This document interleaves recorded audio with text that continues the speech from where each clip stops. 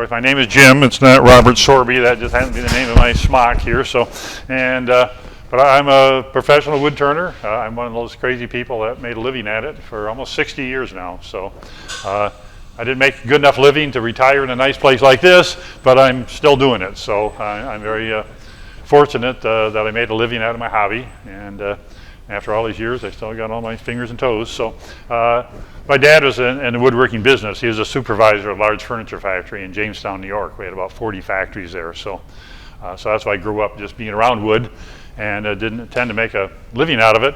But right out of high school, didn't know whether to go to college, whatever. So he got me a job at an Ethan Allen furniture plant. He knew the manager down the street. So I thought I'd just sweep floors for that summer. He says, hey, I understand you have a lathe. Would you like to turn? And I said, oh yeah, it's better than sweeping floors. So do you like turn spindles for 12 hours a day, 6 days a week? A normal hour, 72-hour week. When we're busy, you're gonna have to work overtime. Oh, okay, you know. So, but my $1.50 an hour, I bought myself a new Corvair and started dating my wife, and went from there. Went in the Air Force after that. When I came home, I had majored in drafting in high school and in college too. So I actually got a job at Crawford Furniture, where my dad worked in the engineering department, drawing and designing furniture. I just went to the shows so that they could get their orders. And but after just a short time, Charlie Hendra, the old German guy, said, hey, I want to retire. Why don't you come out here and work with me instead of going in the office with a suit and tie every day? So that sounded more like what I wanted to do. So he talked to the bosses to let me do the change. We had a great big old wood lathe there, wood bed, flat leather belts went up to a jack shaft. It was a big, massive old thing. And Charlie asked me if I knew how to turn. I said, oh yeah, I've been turning a long time. And he says, good. He said, you do all the turning now for all the samples. So I hate doing it. But of course, first time I did, he said, I hate the way you turn, but it says, damn it, you're fast and you're good. So you do all the turning. So I did that for 8 years. We made the sample furniture, and then we made the patterns so they can mass produce it. So there's actually 2 old German cabinet makers that I worked with, and these guys are really good. They could do stuff that I never dreamed of doing, you know. And they always said about how good the people were that they learned from. So I thought, man, we were really watering it down here. But then in 1976 or so, ripe old age of 30, I quit and went to business for myself. I was just getting enough side work. Everybody, wanted me to do stuff for their house for them. So I quit. I started out in an upstairs bedroom of my house with a table saw and a router and, a hand plane, and I was ready to take on the world. So I started a business, and I restored antiques, built furniture, did a lot of millwork. I ended up building a big lathe about 12 feet long, so I could turn porch posts and big millwork stuff like that. So I did that. Ended up with a 4,000 square foot workshop in upstate New York.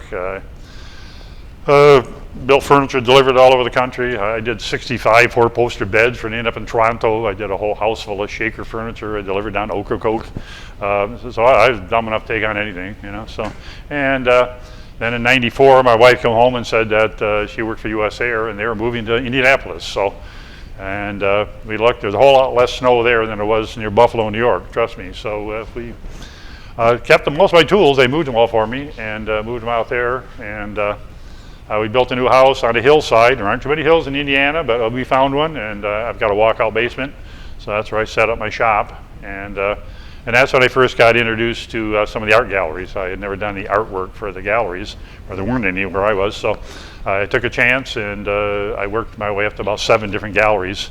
They said that takes about that many to make a living at it, because everybody sells a little bit, and little checks come in. So. And then that's when I got started doing some more demonstrating and teaching. I've taught now at the Mark Adams School. It's considered one of the largest schools in North America. And they have classes with 17 lathes set up, so it gets pretty intense. And I taught out in Oklahoma City to junior college. There's the John C. Campbell School. I have their catalog. They're down in North Carolina. Wonderful folk school if you ever want to take a neat kind of vacation learning thing. They have everything, about 10, 15 classes going on. You can take everything from poetry to woodworking. A real neat environment down there. So I enjoy the teaching part of it as much as anything. And my wife had worked in FAA with Bob Anderson, and he invited us here last year just to visit him. Walked in the shop and got talking to Dave, and he said, "Have you ever come back again? If you want to teach?" And I says, "It just worked out. We had a wedding this last weekend." So many emails back and forth between Dave and I, and he did all the paperwork and got it authorized for me to come in here, and made it happen. So here we are, and we had fun yesterday making bowl gouges and bowls. So today, just for demo, we're going to do a lidded box. There's a couple on the table over there. These are just some little basic drawings I've had over the years. I've made all of these at one time or another. And just a little guy like that will do today and go through the steps. I do these with hard, dry wood, usually hard maple or cherry, walnut, like that. You, in theory, could do them green wood, but you'd have to let it dry for months before you could ever turn and get the lid to fit. So the harder, the drier, the better it turns, because the whole deal is to get a really nice friction fit lid on there. I can't say I do for demos, but on a good day I do, and it's really nice that the lid just got it does. If it does that, you got it. So we're going to start out, and I'm just going to turn it around between centers, and then I'll turn a couple tenon on each end, grabbing a chuck, and then we'll start doing the hollowing and go that process there. Anytime, if you don't understand what I'm doing, just yell, holler, say, hey, explain that, or we got time. So that's what I'm here for. And so I'll try to stop every so often, demonstrate what tool I'm using, see if there's any questions, and we'll go on to the next step. So first thing, we're just going to use a roughing gouge. It's one I didn't bring, but luckily we had one here. This is just for spindles, stuff that's between centers. You don't ever want to use one of these on a bowl. They're ground across flat generally, so you do have the corners, which could be a little dangerous, but primarily these are just put into the handle with like a tang, just the same thing like you see in a file. So it's not really super strong, where your bowl gouge is at least a half solid steel rod down in there, so that's really secure. So if you get a catch on a bowl, nothing's going to happen. You get a catch on a bowl in one of these, it could bend or break right out of there, and I have done it. I caught it and went twang, and I thought, where'd it go? And it went clear to the ceiling. I'm standing there and playing, it came back down again. Luckily it missed me, So yeah, no bowls with these guys, just strictly spindle work, but they work really well. I have some, look as big as a postal deer, so it'll really take the corners off fast. But this is a good size right here, and we'll get this little guy around in just a few seconds or so. We'll start making sawdust. Any questions up to this point, I guess? I'm glad you got this nice brand new Harvey lathe here. This is a very nice lathe. I just heard about them just a few months ago. One of the club I belong to, we make toys also for Christmas. We do upwards of 15,000 toys a year that we distribute to 40 different agencies there in Indianapolis. And but they let us have a big booth at the state fair, and we all make little toys and knickknacks and whatever we want to sell, just to help raise money for the club. And somebody had contacted the Harvey company, and they said, yeah, we'll bring your brand new lathe to play with there. So we ended up selling probably 3 or 4 of them there, because people would come by, hey, want to try it, and so yeah, it's a really, really nice lathe. I really like it, and we'll put it through some paces here. If you do turn, you always make sure, it's just a nervous habit, check everything tight. You can't do it enough times. I may stop, talk, and turn around and do it again. Just you don't want surprises of anything loose. As long as you do that, you're in pretty good shape. And if I can zip that up anymore, but if I get wood shavings in my underwear, it would be the first time. So I tell my wife it could be metal shavings. So you always want to start out slow, crank it up. Spindle turning, we can get up to 15, 1800, 2000. That's around 2 grand. And we're just going to round this baby off. I usually start, hold down low, thumb and forefinger up there, and we're just going to take the corners off.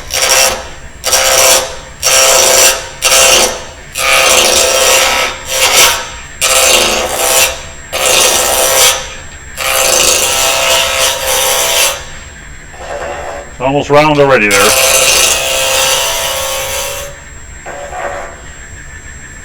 Yeah, still a little bit.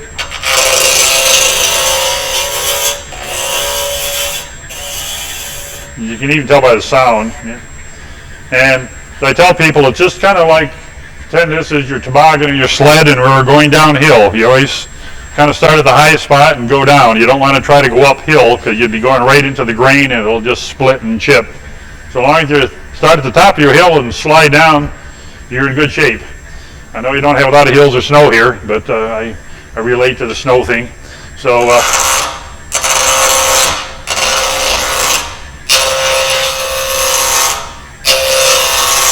and you don't have to be ambidextrous, you don't have to be left-handed or right-handed. Either way works. I mean, but I like to stand this way and push the shavings away. You in theory could do it this way, but then you're pulling the shavings right at you, they're hitting you in the face, going down your shirt. So it's just as easy to switch hands, and this way you're always pushing the shavings away from you. It's just, and if anything, if there's a loose chunk of wood or anything on there, it's going to fly away from you. If you're standing right in front of it, there's a good chance you might eat it. So I like wood, but not that well.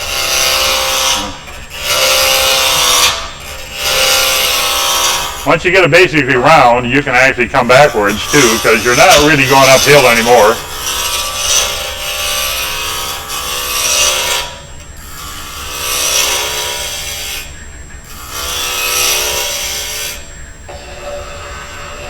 Looks pretty round. Yeah, quite. Yeah. Yes. I want to zoom the camera a little bit more. Can you just pause for a moment here? Sure. I got to take a little more. We used my block wood yesterday to help seat the chisels into the handles, so we needed a good hard block of wood. So we used this as our pounding block. So I got a few dents and divots in it, so we'll turn them out here. So.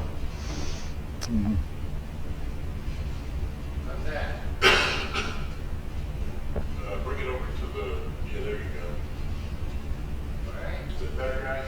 Yep. Yeah. Okay, thank you.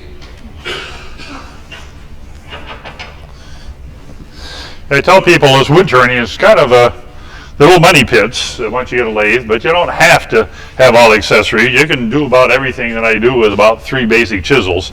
I happen to have probably 150 or so, just because I can, and I make a lot of mine. I'm really a frustrated tool maker, so I just make chisels so I have an excuse to turn. So, and all the younger guys in our club are just waiting for me to die because they know I got all these wonderful tools. You know, every time they see me, they check my pulse. You know, and my wife even bought me a T-shirt that says I'm just one tool away from greatness. So I'm still looking for that tool. I'm going to get it one of these days. So. So what three would you say you could get mine? You just really need a parting chisel, probably a gouge, and maybe a round nose tool or so, something. You can probably do that, you know, or one little gouge, one parter. For spindles, I like a skew. So with these 3 right here, I could turn any kind of chair leg or spindle like that. And I could turn a bowl with this too. So with these 3 here, I could actually probably make anything on the table there with it. So it's just, the other ones are just more fun. This is just a little bigger skew, you know, a little specialty parter. So there's some of the professionals that, you know, all you need is a few tools. One top professional, he just has old broomsticks stuck on the ends. He says, I don't need fancy tool handles. You know, this guy's wonderful. You know, I just happen to like teak wood and rosewood and cocoa bola just because it looks nice, feels good. Doesn't make me any better wood turner by any means. You know, and so it's whatever floats your boat. You know, I just like making tools. Yeah. We have all those tools here. Oh yes. As you know, they're subject to use by anybody, and they don't get ground for it. So there's still a consideration to get your own, and if you're going to do any significant. Thank you. Sure. No. For the last 50-some years, I sharpened my tools on belt sanders, grinders, disc sanders, whatever could come along. Then, I don't know, maybe 10 years or more ago, they started coming out with these like Wolverine setups over there. And I've got the Tormek too, the water wheel. But they got little adapters that hold your chisels so that you get just a nice, perfect parabolic grind like that. And the first time I sharpened some of my bowl gouges with my Tormek, I tried it and I'm like, whoa, dummy, you thought you were good, but dang, you know, this is a whole lot better than, and, but there are still some professionals who said, oh, I just learned how to do it by hand, but unless you're really gifted, it's, you know, I have a wooden cowboy hat turned by this Chris Ramsey. He turns 6 of them a day, you know, 6 days a week, you know, $1,000 a piece. But he says, I don't have time to use those jigs, I just freehand grind it. But he goes through one of these $100 bowl guys, he goes through 2 of these a month, you know. But gee, Chris, says, I got tools that are 40 years old that are still full length. But he says, well, I'm making money, you know. He just freehand grinds them. So, so there's 2 camps, you know. You can freehand grind them. You can use the nice specialty things and get a really nice uniform jig grind on it. And then I just hone them. I have, you know, these wonderful diamond hones, and I don't run to the grinder every time. I just give it a little touch up with the hone and keep turning that way. And that way I'm not grinding away metal, you know. And it's just, you know, there's 2 different camps all the time about which way to do works best. So whatever works best for you, you know, this is what works for me. Take a little more off there, get my divots out of there, and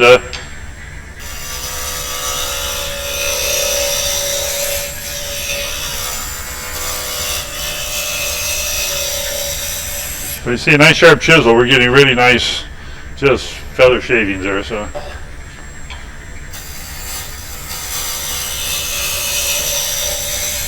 Even after all these years, I'm still not tired of doing that. Yeah, trying to see if my dents will come out. Maybe a couple more passes just to make sure that I don't turn this wonderful museum piece and have some dents in it. So.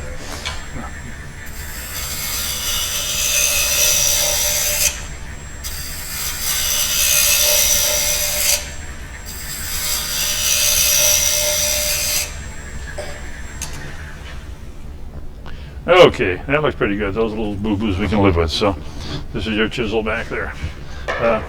So the next thing we want to do is you want to turn some tenons on each end of it so that I can hold it in the chuck. And you can do it with calipers, whatever you want. I do enough of them that I made this little jig. You can make them out of plywood, cardboard. I have to make this out of solid brass just so it wouldn't wear out. And this is just the same size is what fits nicely in a chuck. And that little notch there is the depth I need so that you don't want the piece of wood to bottom out in the chuck. You want the jaws right there. Can you see that okay? Maybe it should be over here.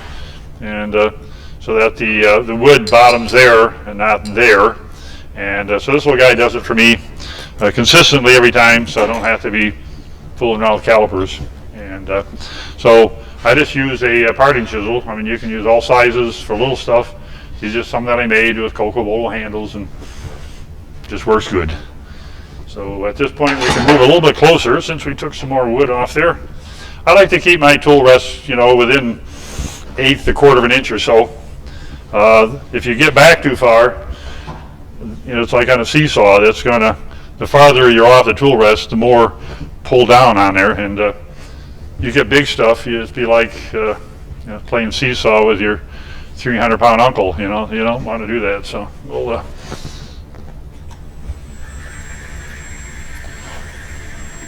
either side works. So you always want to just remember the ABCs of wood turning. You want to always anchor your chisel onto your steady rest first. Don't ever touch the wood without it on there first, because it'll come down with force. And if you happen to have your finger under there, I've been told that it really hurts. Wouldn't know, but I've been told that. So yeah. So anchor, and then I ride the bevel. That's the ground part that was on the grinding wheel. The bevel's touching the wood a little bit. Then you just lift the handle and bingo. We have got a tenon. Once in a blue moon I get it right the first time. Oh, not bad. And then we just go a little deeper.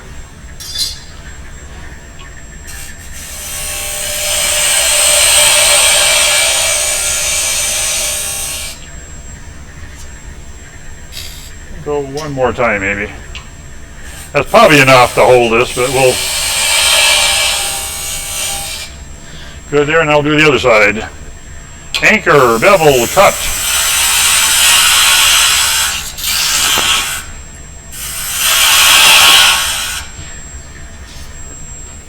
Down the line, the tenon is going to be removed. Yes.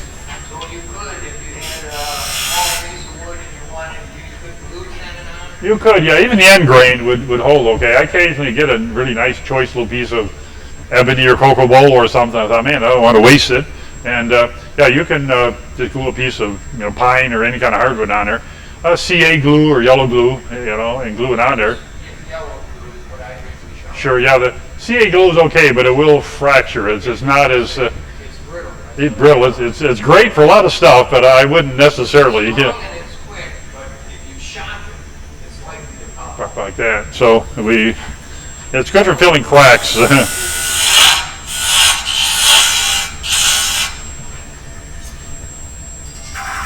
That's probably close enough right there. Doesn't have to be perfect, as long as I'm close.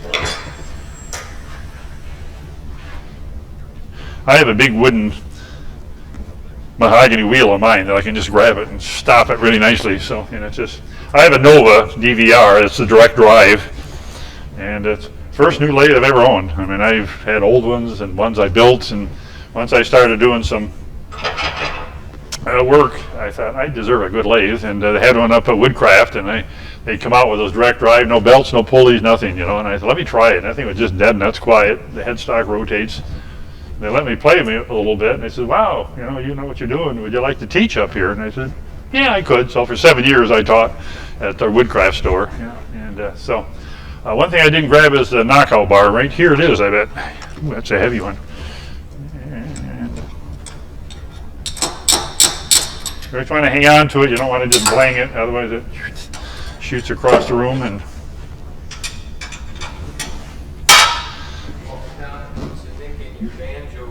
yep, and it dulls these and all that stuff. So that's yours. I'll put it back there. So we're going to put our chuck on right now.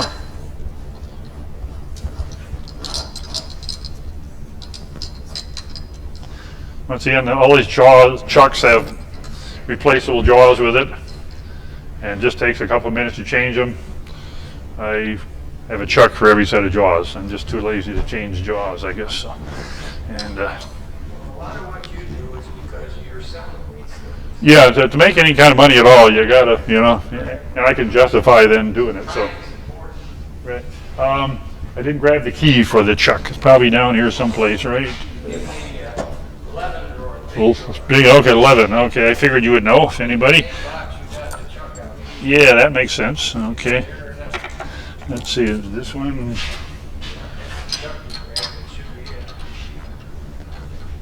Yes. Should be. I think so. Was that the swimming guy? Yeah. This is not the one. I don't think. Why they made that? Yeah. Is that? Yeah. That's something odd. I haven't Little seen. head pivots. Okay. Wow. They thought that sometimes something was going to be in the way there, and you'd want to put this in. Okay. And Okay. there it is. There it is. Okay. Yeah, it's a mess because of this, and they thought you'd want to tip it out of the way over like this. But Okay. it doesn't really work because at some point when you rotate it, it tips the other way.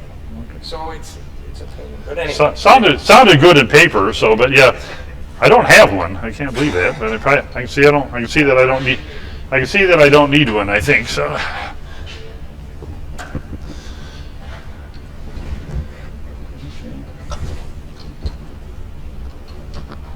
Just gonna tighten up there. Okay, it is tightening. Okay. All the Nova stuff works backwards. Yeah, I know. You got a lefty tighty, righty loosey. So you gotta remember that one. That's yeah. And the other three brains and chucks you got in the drawer gone. Yeah. So yeah, when you switch back and forth, you gotta think sometimes. So we got our in our chuck, and you always want to get in the habit of spinning your lathe by hand before you hit the button. It's just tool rests are nice, but they're not sharp enough to turn much. So you really don't want it trying to turn with your tool post. So keep it back a little bit. So just close that guy there. So What's your safety for turning equipment? yeah, I always just give it a little turn, make sure nothing's hitting. If the chuck isn't hitting, the wood isn't hitting. I'm pretty close to the chuck. You can make it too close, particularly if you're starting out and it's not round yet. Yeah. The one part sticks out further than makes a lousy turning chisel, you know. I mean, it just. And the other thing is you can stick the end of the rest in a place where it's between the jaws of the chuck. Yeah. And then when the chuck turns, instead of being in a gap between the jaws, you hit the jaw. Yeah, wonderful. Surprise, and that's okay if you're here by yourself, nobody's watching. But in front of people, it's really embarrassing. So I, try real hard not to do that. So, and basic little boxes. Most any of these, I'm in little drawings, and I've got an extra one there if you want to make copies of them, for people. It's kind of basically 2/3, 1/3. Just there's the golden rule of 66 point whatever else, but I guesstimate about 2/3 base, 1/3 top, and just eyeball it. Sometimes I wish I'd gone the other way. I usually look at the piece of wood if there's some kind of a gnarly piece that I think may turn off on the bottom. I'll put it there and keep the good piece for the top. Or if the grain is going a certain way. But I didn't see anything real special with the maple here, so we're just going to guess about my 1/3, and about there maybe, 1/3. And I always like to spin the lathe away from me. If you hold your pencil there and spin it towards there, and if you have any kind of little bump in the wood, it just breaks your lead off, chunk, and then you go to the pencil sharpener and sharpen it again. So as long as you turn it away, it's going to lift off if you hit anything. So small thing, but it saves lead and time. So with that, we're going to take a parting chisel. I mean, we could have used the same little wider one, but once again, an opportunity to buy another chisel. This is a Robert Sorby, named after my shirt, and it's thin, and it's got a little flute that they nicely ground down it, and as you sharpen the bottom, it leaves two little teeny spurs at each corner, which just severs the fibers when you go in. So it gives you a pretty nice clean cut. You can get other parting chisels that are, I think you have them here, diamond shaped. They're actually wider right in the middle. Flat ones, we got diamond shaped cross section. If you explain, go ahead, why the diamond shape? Yeah, that way when you're pushing in deep, it's just that little ridge at the diamond is the only thing that's causing any friction on the wood. This one here is straight flat. If I go in very deep, it gets pretty wedged in there. That or you got to wiggle a little bit or make two passes. Make two widths, or Yeah. another add a half a width. Right, otherwise it's going to jam in there. But Again, one of the realities of our shop, this tool, gosh, they're twins. I want mine back. Well, I was gonna Yeah. see how big and pointy and nice shape this one is. That's Jim's. Okay, this is ours. This is what our members have done to grind it to make it sharp again. And it has no more flute. That got ground off long time ago. The flute. No, go for it, sure. Yeah, because you're going to be the guy here, not me. So This is tough here. There's a groove in it. I don't know how they did that, but These sharp edges on the side of the groove make that really nice cut to cut the fiber of the wood. So this is an excellent kind of parting tool to make a very nice cut in the groove. And these little edges here are really sharp. Well, ours got ground off, and then they started shaping the tool to make it work better. yeah. Maybe it did. Maybe I should try it and see. Maybe I'm onto something. I have tried this. It does work, but it doesn't work like that. Yeah, I've had this one for 20, 25 years, and it's still hanging in there pretty good. So If you want to use the shop tools, you may encounter something like that. So, oh, we got a good part. Well, maybe it was last week, but maybe this week. Yeah. but it's still cheaper than buying your own using stuff here. So hey, so we're gonna do a part right down through there a little ways, and I'll slow the speed down a little bit just so it doesn't burn my tools so much. Around 12, 1500 maybe, somewhere in that neighborhood. And once again, anchor that little guy down there. We'll center it right on there. And even this one, I gotta wobble a little bit side to side.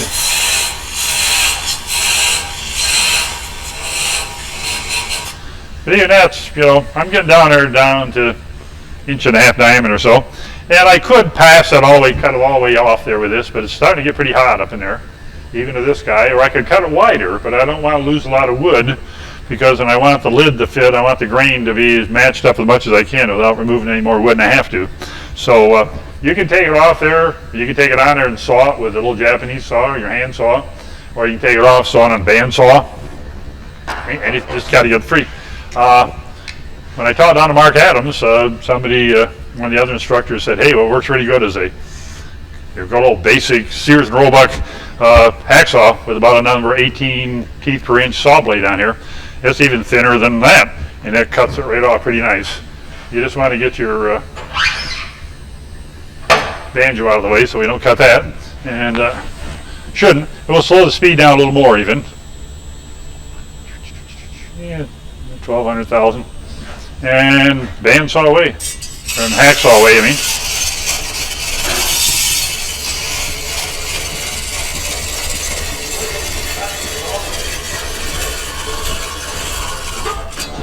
Just like that, we're free. Free, and it doesn't go anywhere. You can actually just move that out of the way, and this will be our base, and that's our top. I try not to shut my lathe off any more than I have to. You know, I keep everything running.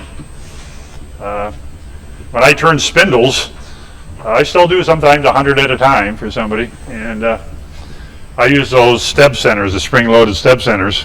So I never shut the lathe off. I just back the quill back a little bit, set the spindle on there, and just tighten a little bit, and then the teeth grabs and it's soft spinning. I turn it, back it off, take it off, like that. And by doing that, you can mass produce spindles. And you make little story sticks when you're duplicating spindles, just a little piece of wood same length as your spindle, and you can make little pencil marks, little notches on there. If I do a bunch of them, I pound little nails in there where each little line is, and I file them sharp, so I got little sharp teeth on it. So as soon as I get the thing round, I just bump it against her, and I know right where my high and low spots are. And I set my calipers up to just whatever those dimensions are, and take my parting chisel, and I just hit all the flat spots, and then I take a skew and a rounder, and I'm done. So that's part of what it takes to do a production spindles and make any money at it. So and fortunately I learned early on, so I can still do that. And I was just up at my Air Force reunion a few years ago up in Michigan, a little radar base, and we stayed at the Bed and Breakfast Inn up there. And the gentleman had bought another old home, big old mansion, and to mention that a lot of spindles are missing on the porch. And my wife said, my husband's a wood turner. So the guy grabbed me by the arm and said, come across the street with me. And he says, he pulls one loose, says, can you do one of these spindles? I said, yeah, I can do that. Pretty fancy little guy. He said, can you do 100 of them? I said, yeah, I can do 100 of them. Yeah. And he said, would you like to barter? You know, and I said, yeah, I'm good with that. And he says, I said, well, we'd like to come back next year. It's our 50th wedding anniversary, and that's where we first lived. And he said, those two big Victorian homes down the street, he said, you can have them both for a whole week. He said, and trade for the spindles. And I said, you're on. So I called my two brothers and said, hey, you know, vacation's on me next year. So I had to work all winter to make the little rascals, but we did, you know. So, and I'm just going to clean this up a little bit, even though it cut pretty nice. Don't absolutely have to, but I just like to start out with a clean slate here. And we're getting up to around 1,800, 2,000. I can take a bowl gouge, most anything, and just clean it up on there. Then I'm going to take my parting chisel, which isn't terribly sharp. And instead of running to the grinder, which we could do, I'm just going to a few strokes on my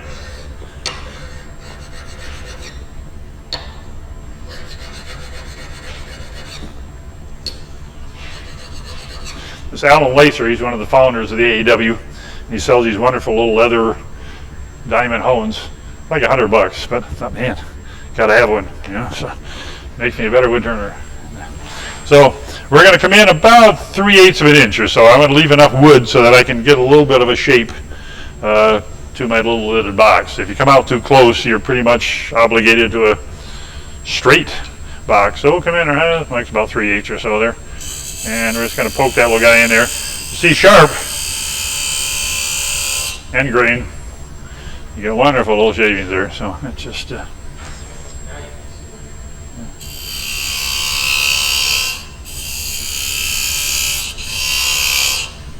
Just remove some of that wood. I like to go on the least, 3/8 of an inch. The deeper you are, the harder it is to get a good fit, but it's really nice if you got a really long one. You get a really nice piston friction fit if you can do it right. But I can't guarantee I'll get it that good, so we'll stop about there. Yes. When you're leaning over, our camera's not in the best position. Okay. You can't see. So every once in a while, if you wouldn't mind, just move your head back and we can see better what you do. Okay, is this about like something like this? Oh, well, that's way more than you. Okay, about here maybe? Yeah, well, that's wonderful. Oh, okay, right there. Sure enough. So, okay. So I may do that and then step back. So, okay. So we're cutting that little guy in right there. And now some of the books, some of the people I've taken classes from said that you can put your little chisel in there and you can get back here and line it up with the ways of your bed and get it parallel. But I've never been able to do that. I don't know why. I mean, maybe they're better than I am. They obviously are. But I can't get enough reference there to tell if I'm a 64th plus or minus. But I do have a really good little 6-inch stainless steel ruler, and I have a really pretty good little depth gauge. And by putting this on there, I got a pretty good square. So if this is across there and that is in there, I can tell if my cut going in is square. Because if it's tapered the wrong way, it's going to wedge on there, and if it's tapered the other way, it's not going to be a good friction fit. So the only really technical part of a lidded box is to get a really nice straight cut right in there. And to me, this is about the best way that I found. I've seen some of these crazy Australians, they'll go in 3/4 of an inch, and they're just going like, yeah, mate, that's about right. And by God, they get a perfect fit. So you got to be able to speak Australian, I think. So. We'll put it in there and lean your head back so we can see what you Yeah, we're going to do that, right? I'll do it this way here. Yeah. I'll just get the depth right about Now there. you can look in there and see that edge is touching. Yeah, okay. I'm actually going to take a little bit off that middle because it's sticking out just a little proud. I'm not getting a really good fit on there, so I'll take my little trusty bowl gouge here. All this wood's got to go anyway, so.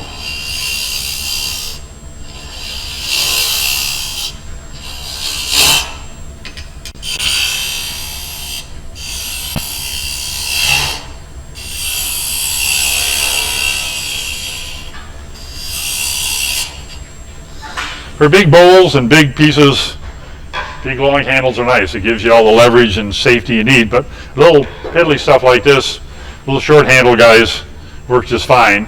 And that way I'm able to get right up to it and right in front of me. If I got the big one, it's got to be out here and you really can't see what you're doing. So a lot of the little stuff, I have little short handle ones just so that I can get right there in front of me.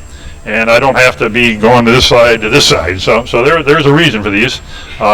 But turning big, heavy stuff, you definitely want big, heavy handles, more leverage. So it's just, that's why I have so many tools. Yes, I could do it with that, but I like doing it with that. So now we've got the, first thing I do is I'm going to check to make sure that my spaces are good and flat on there. And from where I'm looking, it looks pretty good. Yeah, right there. That's about dead nuts flat across there. I don't usually always get that the first time out. So. But, move it all the way across from one side to the other. That's it. Now just lean back a little bit. yeah, okay, right there. So that tells me that these surfaces are really flat and nice. See, if they're not, when you put the box together, you're going to get a gap. So we don't want that if we can help it. So it's not rocket science. It's not, I'm not a metal machinist by any means, but you can get pretty darn close with your woodworking and blow the dust out of there. Put this on there. That's fitting nicely on there, and that looks pretty darn good. By gosh. I must have been holding my tongue right or something when I did that, because it got pretty good. I may just stop right there. Knowing when to quit sometimes is the secret also. Sometimes I'll go back one more time and then you screw it up. So let's not. Now we're just going to hollow that out in there a little bit. I can do it with a bowl gouge, I can do it with a scraper, whatever feels comfy. I have this handy dandy little scraper here that I made this purposely for my little coffee scoops over there to get inside those. And I've lost track, but I know I'm into my second 1,000 the coffee scoops, so I could justify welding up this nice little piece of high-speed steel onto a piece of Lowe's bar stock and make another handle. So I'll just try this guy here, just to chew that out of there, and if it doesn't work, good, because we used a lot yesterday. It may be dull, but if it's good enough, I'll use it. If not, we'll do something else.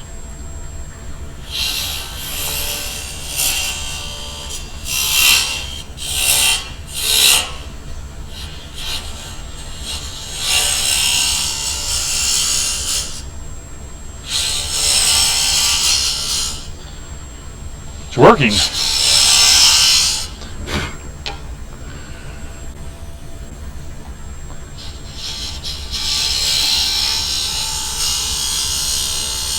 I leave just a bit of a flat in there because this is going to fit down on the base. So there's like an 1/8 of an inch, 3/16 flat for that. Let's do one more. A little bit here maybe. Okay, see that okay? And just for laughs and giggles, I like to just decorate the bottom a little bit. I do a little bead and cove in there because a lot of times people look at your box, they open it up and they look at the bottom. And if you can surprise them with a little something extra, sometimes I'll put a little, cabochon, a little piece of stonework in there, a little something else, depending upon how high in the gallery I'm dealing with, But if I think I can get more money out of it by doing a little extra, if you can, people see little surprises like that. They're like, "Ooh, this is a little more value for my dollar." So it's just what we go for. And I'm just using the point of my skew, and I'm just going to poke it in there a little bit, make a little bead. About there. You see that?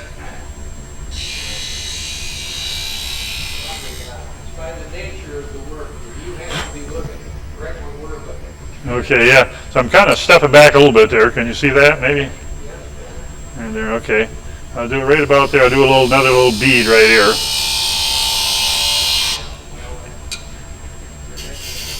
Okay. I know you can. Yeah. I can do it with my eyes closed. What the heck? Yeah. There we go. So that's what we're doing right there. Just a little skew work. Just a little beading, rounding. If that cut well, I don't usually sand much. I don't want to sand that nice little square edge because that'll round it, it'll soften it. You want to keep that just as machined as you can there. And I got a relatively good cut with this scraper, but I'll just polish it with a little bit of sandpaper there. Anytime you reach it inside like that, even like that, I hang on with my one hand, because if you just freehand, it can bounce around. But if you steady it with two hands, if you're going to hurt something, you're going to hurt them both, I guess, whatever. But yeah. Just do a little bit of sanding there. When it gets too hot to hang on to it, it's time to quit. So.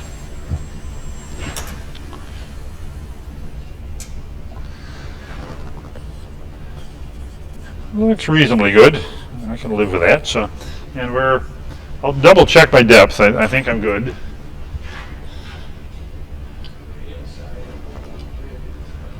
Yeah.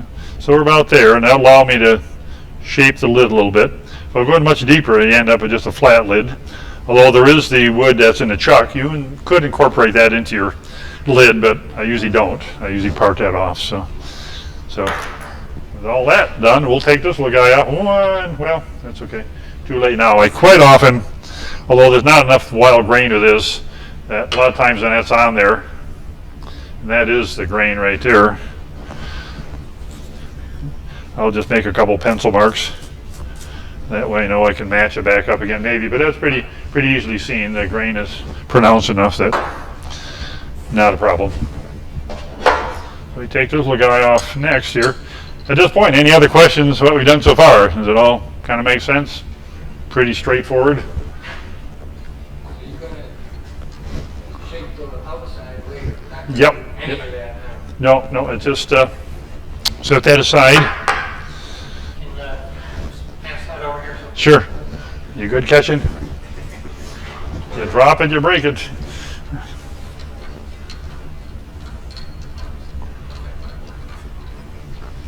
I know, I'm sure you do better, right?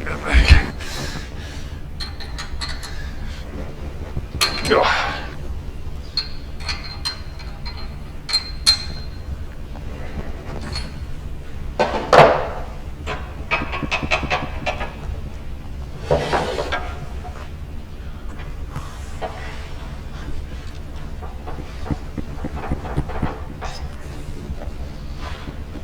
Once again, I can just hollow that out like I did with my scraper, bowl gouge, whichever. And but just for something different to add in, I can drill it out too. I can drill out to the depth I want to go, and as long as we got plenty of blue tape, it just allows me to use another tool. So I had an excuse to buy another tool. So we'll guess to about there. That's here. Okay, good. I do need that back. Thank you. And, so if I drill up to about there, that allows me enough for the base. By the time I clean it up, we should be good.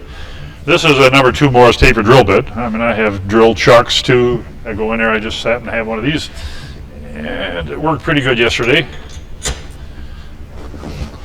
Use my other walnut block just to tap it. Make sure. We don't have to, but we do have good chucks, paper chucks. Yeah, just a regular drill chuck fits in there quite well. And I have one, but it's just a little smaller bit. This bit's a little bigger, so you can do it a Forstner bit. You can go a 1.25 inch, 1.5 Forstner bit and drill most of it out. There's nothing wrong with that. It's not cheating at all. I sometimes do that also. But we got this guy right here, so we'll use it. Slow the speed down again to under 1,000, probably 900, because it just keeps it from burning and clogging a bit up.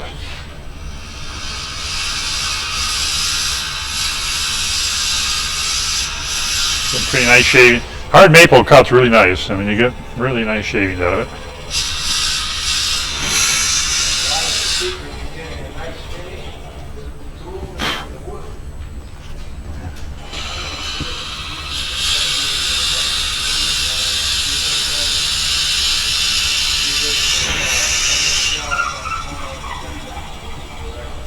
Yeah, you got to back out every so often because the stuff just packs up in there.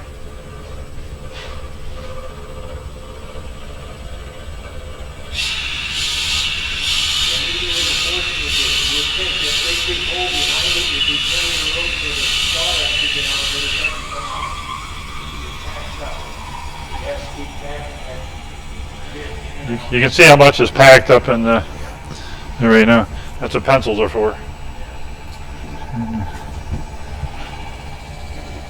You're always trying to hang on to your drill bit when you pull it out there, because a lot of times they get loose, and if it's loose in there and it starts flopping around, your best bet is just to get out of the way, crawl over, and get your switch. You know, so don't try to be heroic and grab it.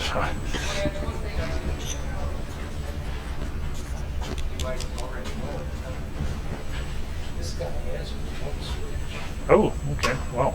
I never even saw that. Dang. So now you don't have to try to get past whatever it is that's going wrong here. Oh, okay. Yeah, that's You don't have a. to get past that to hit this, you just hit that. Yeah, because there's sometimes you don't necessarily want to reach around there, and it just. Oh, that's funny. I never noticed that. So, and I turn a lot of big wing bowls sometimes, 3 and 4 sided and stuff, and they're like a saw blade. Really, you got 3 big sharp points whirling around there.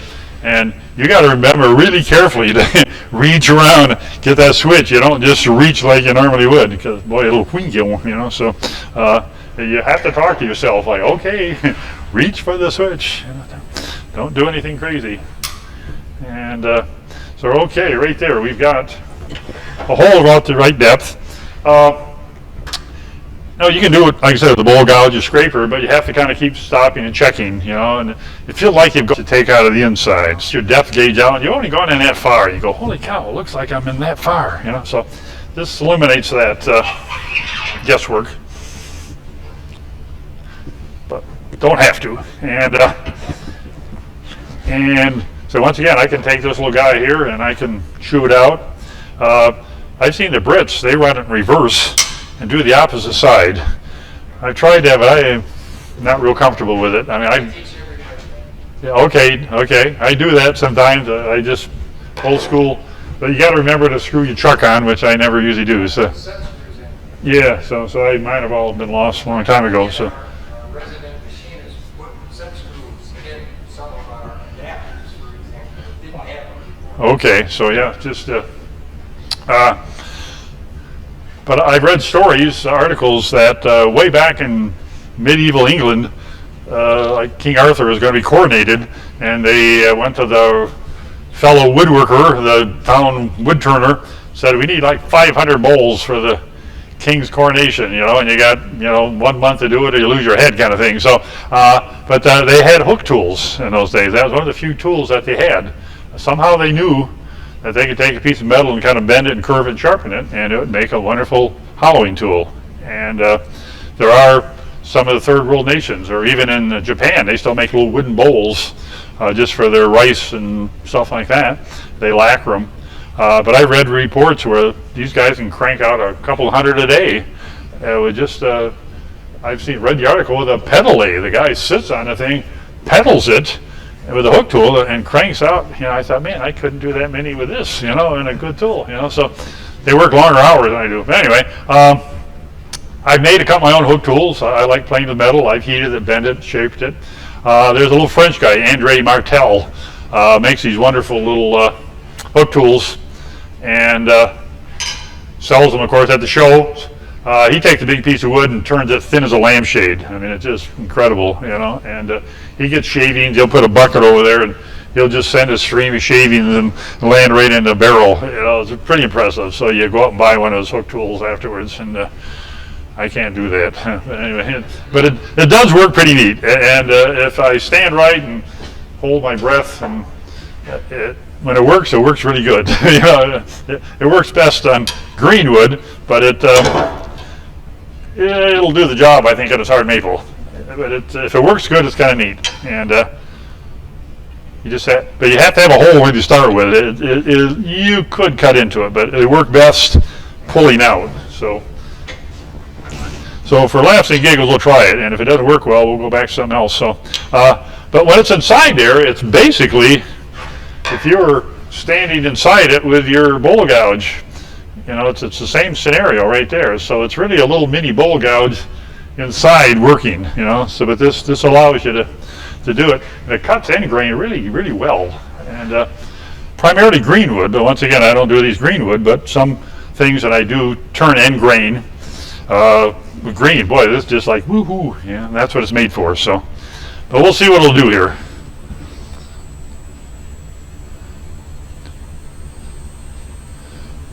But sometimes it'll grab and it'll just yank you in there so hard that you think, I'm not going to do that again.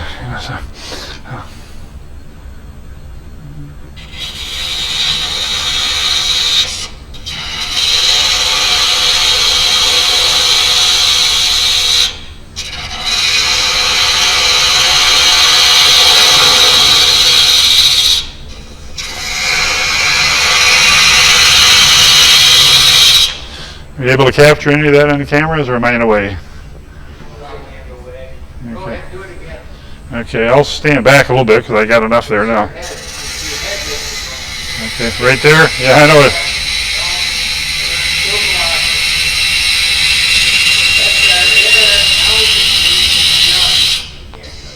I can't, but and you can see the nice little ribbons. Move your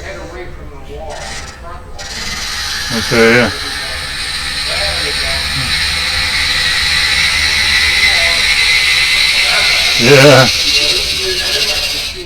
Yeah.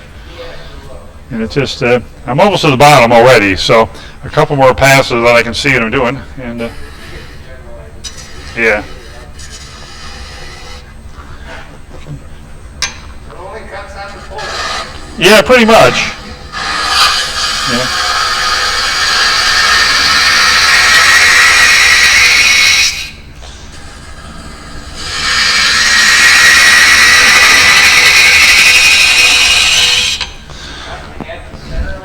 Pretty much at center line, yeah. And it's just hitting that little guy right there. And that didn't come with instructions. The first time I tried it, I went, wing! I thought, whoa, let's try that again. I thought, what am I doing wrong? Pull.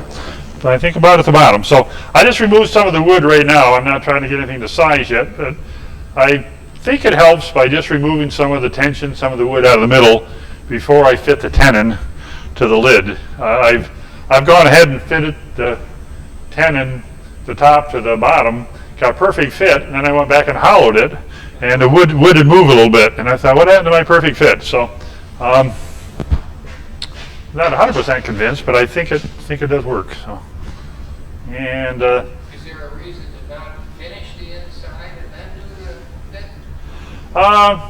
well, you can't really know exactly what your tenon is going to be until you fit the lid, So once I've got the lid finished, then I know how much to take out of the inside. So, yeah. So if you take too much out, you get, too thin. Yeah. So I've got a few like that. So, and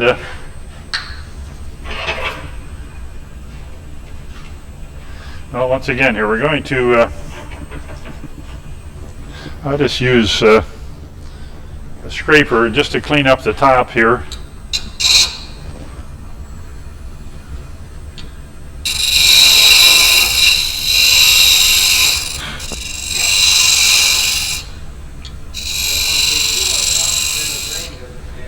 Yeah, I'm just cleaning up enough so that when I put my little ruler on there, I know that I've got to use a handy, fancy button there. Okay. Yeah. Okay, good. It's hitting on the outside with a slight inside, which is I'll remove a lot of that anyway. But I'd rather have it hit on the outside than on the inside. So I think we're good. And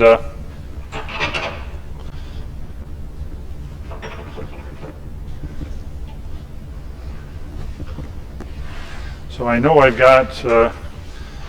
I went in. It's only a quarter. Felt like more, but quarter will work. So we're going to mark that about 1/4 of an inch.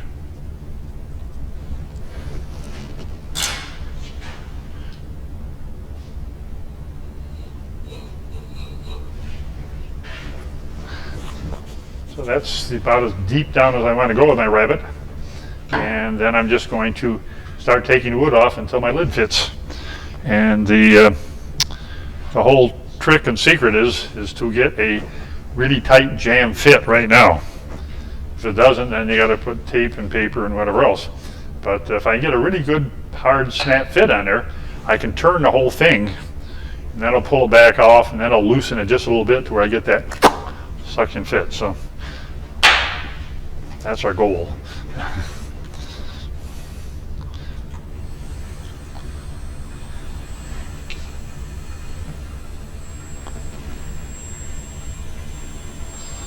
So quiet, I can't tell how fast it's running. Usually I can hear, the RPMs, but this darn thing doesn't make any noise. Just kind of touch it with a skew there just to sever the fibers a little bit.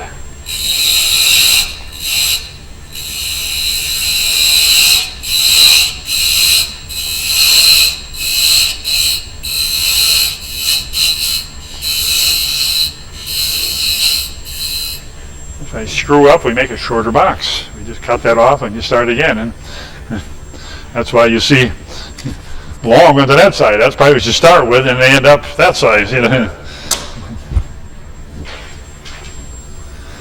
Hopefully not.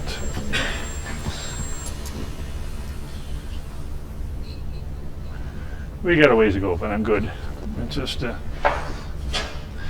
I said, once again, I've seen some of these demonstrators at the Nationals. They're up in front of a lot of people, and they'll do that, and they'll stick it right on there and go, yes! You know? I love it when it works. You know? And I'm going to taper it just slightly. You know, the outside will be a little narrower tapered. That way, when it starts on, I know I'm getting a press fit, and then it's just a matter of taking little whispers off to where it pops on there. So I will taper this guy right now because I know I'm halfway close. And you can actually, not there yet. So now I know I can take it all the way down to the full dimension. And just taper a little bit again.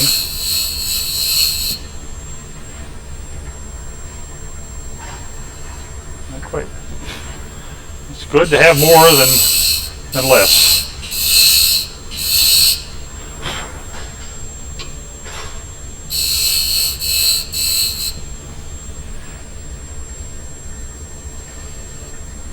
So close, so close.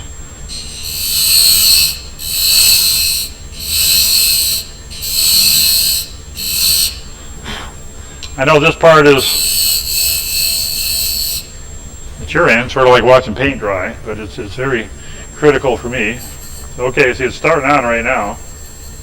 If I push it on there, it'll actually leave a little burn, so I know just how far it's going to go. So now I just got to hold my tongue just right, stand on one foot, and very carefully take a little bit off here.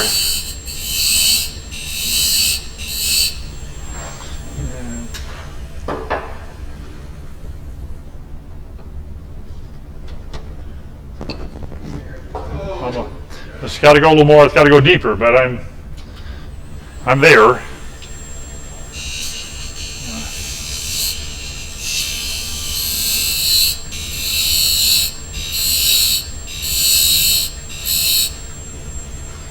You wouldn't think that much makes a difference. It'll be loose. You can drag a cat through there sometimes. And I go, oh, darn.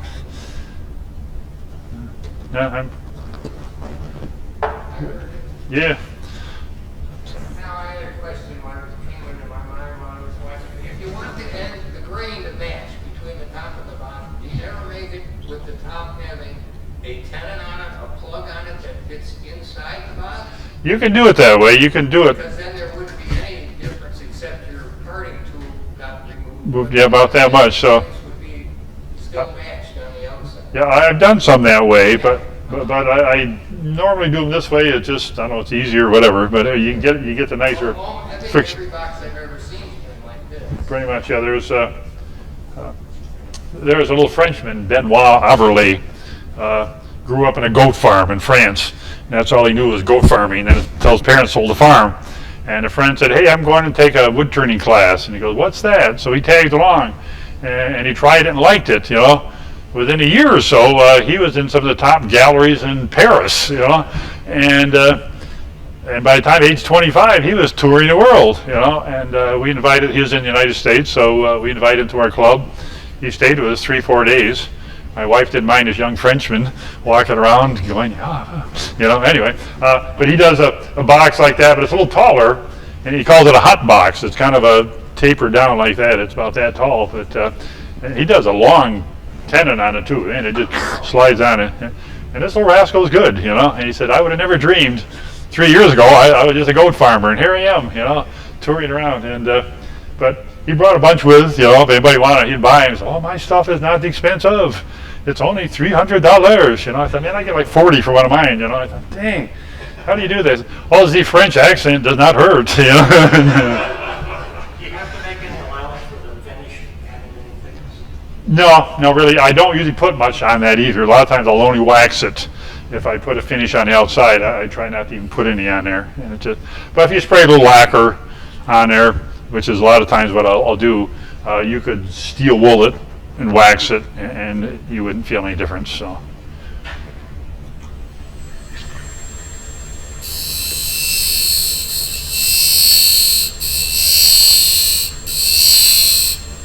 Benoit did give me one of those boxes for staying with us, so I've got one. That's just for you. My friend, the woodturner in Maine, he makes a box in Maine and he takes it to Arizona to sell it. The lids don't fit. Oh yeah, it'd dry. It would dry a lot. Yeah. Even in Maine, there's dry wood.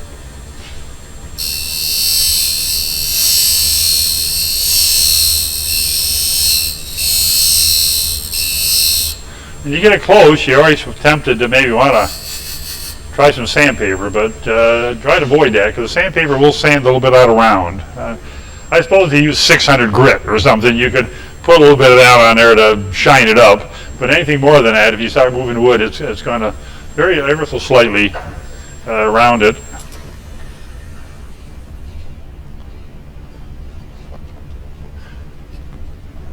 It's close. The temptation is like you're getting it close is to pound it on there. Well, you got to get it back off eventually. And I taught some classes where people really jammed them on there, and we tried everything to get the darn lid off, without destroying it. I mean, it's just there's a fine line there between a nice fit and permanent.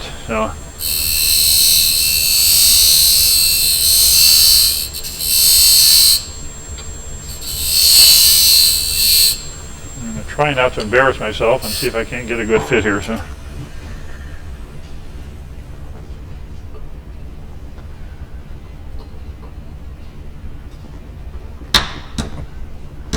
I think we're going to stop right there because I can't get that off.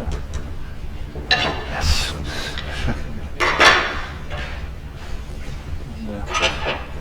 Don't absolutely have to, even though I'm sure I got this wonderful fit.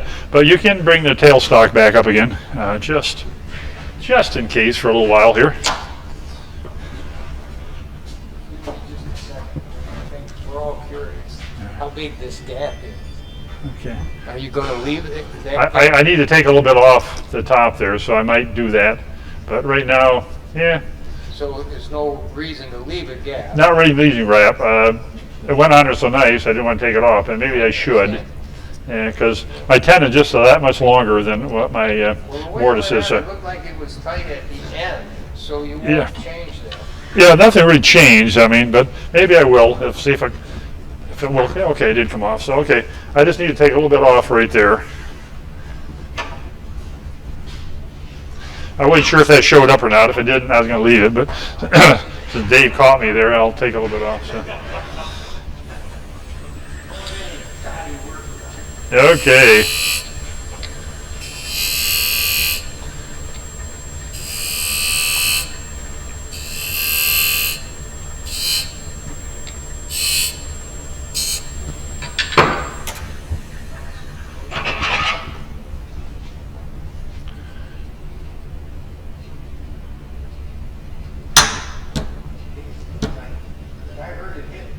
Yeah, I know. I can't even feel anything there. I mean, there's a little bit of a step just because one's bigger than the other, but I don't think we've got any.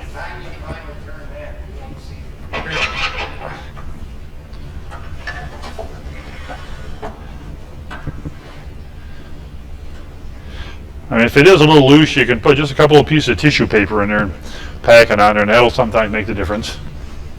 Let me just get a quick drink here. And you really can't tape it now because you got to shape it, so that would not work. So.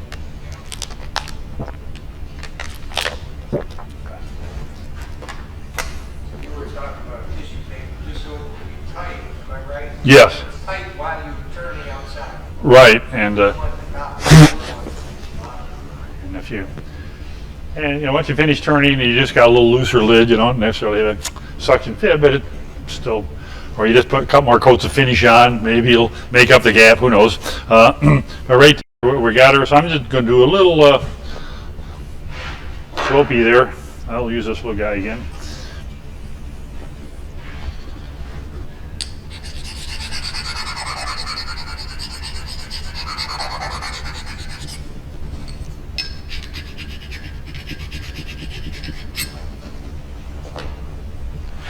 Let's see what kind of a shape we can get here.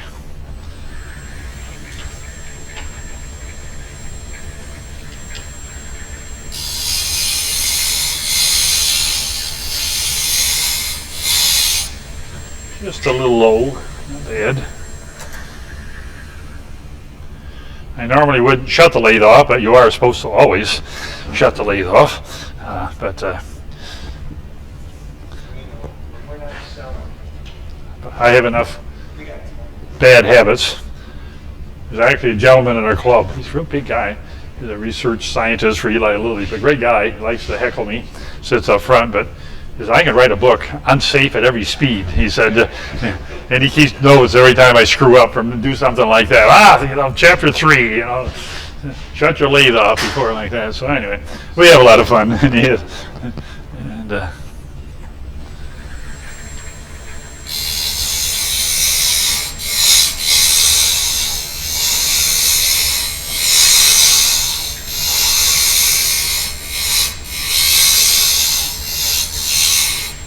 this is part of the reason I left that extra little bit in there. Right now, you really can't even see the line. And I can't. And I just do just a little chamfer on the bottom.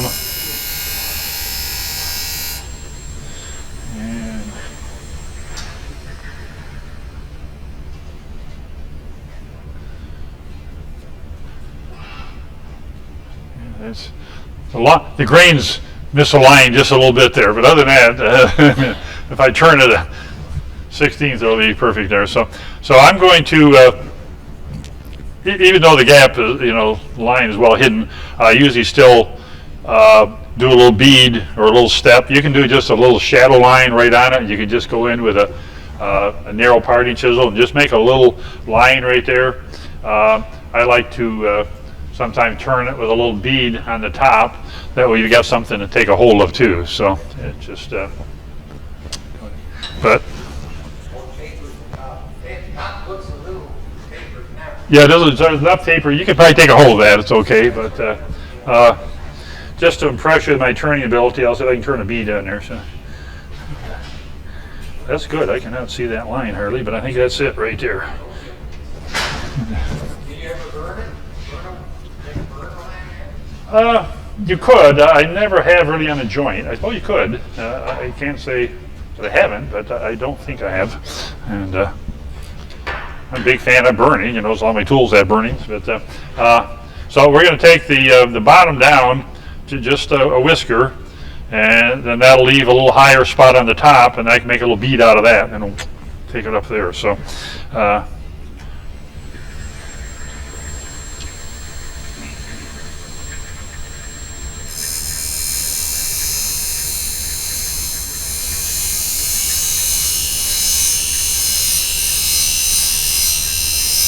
Should be enough for a bead, I think. You don't want to go too far at this point and cut through. And you just have a little open lidded vessel, that's all.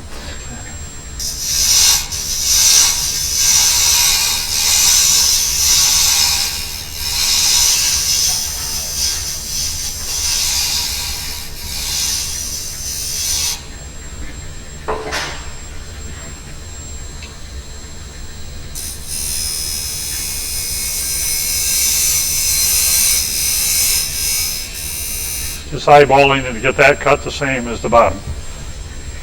I'm close. Back to my little skew. And for little stuff like this, I am just scraping the corners off. I have a little miniature gouges. You can, in theory, roll a little bead with them, but I'm not going to try that.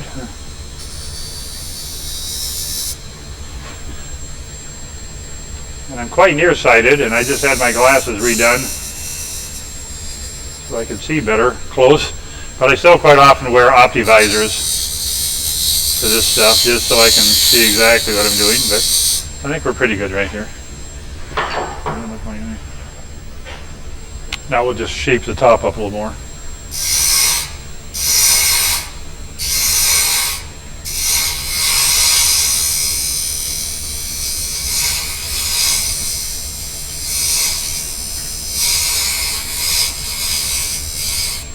I will sometimes mask these off, and I'll stain that little bead like red or black or something like that and leave the rest of it natural, or or different colors like that. You can just do little accent things like that. It's just that's a nice thing about lidded boxes. You can decorate them up.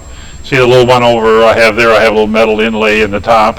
I'll quite often put turquoise or different little precious stones and metals in it.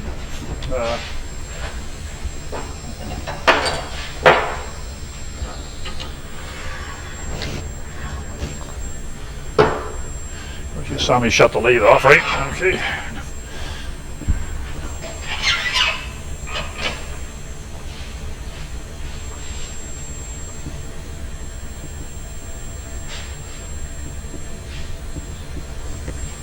Now we can, you got to be kind of careful right now because it could yank off, and it wouldn't be the first time I have. So we'll just try to sneak up on it, remove that wood, get a little shape to the top, and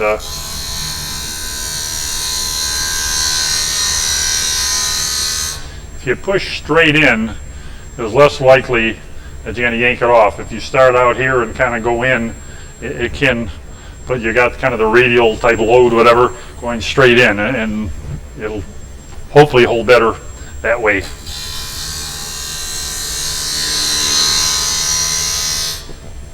If it comes off, you might hear me whisper bad words, but I'll try not to. Okay.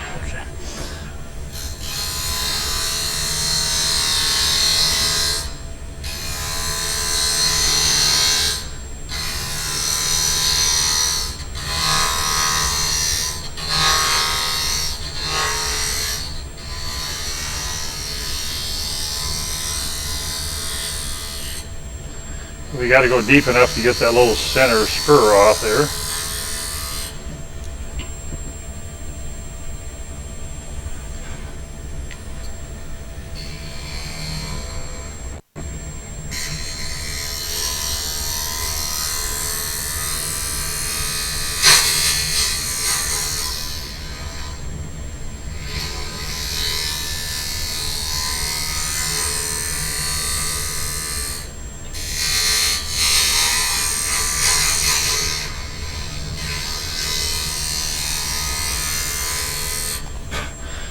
Getting brave, putting more pressure on there than I should, but it's working, so we'll see here.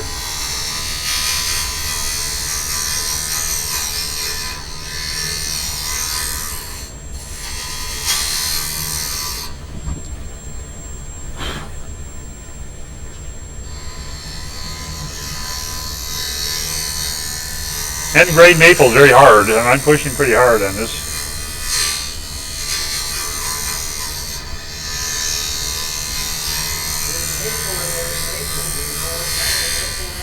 Now this is sugar maple, or hard maple. Soft maple has kind of a little grayish cast to it, and it's about the same weight and hardness as cherry or so. Hard maple is harder, denser. It's what you get, your maple syrup from. So, and it's just one of the premier turning woods because it's very hard, dense. We have a lot of Bradford pear trees in our neighborhood. Well, we did when they built them 25 years ago. We had a lot of them, but one by one they all break and split.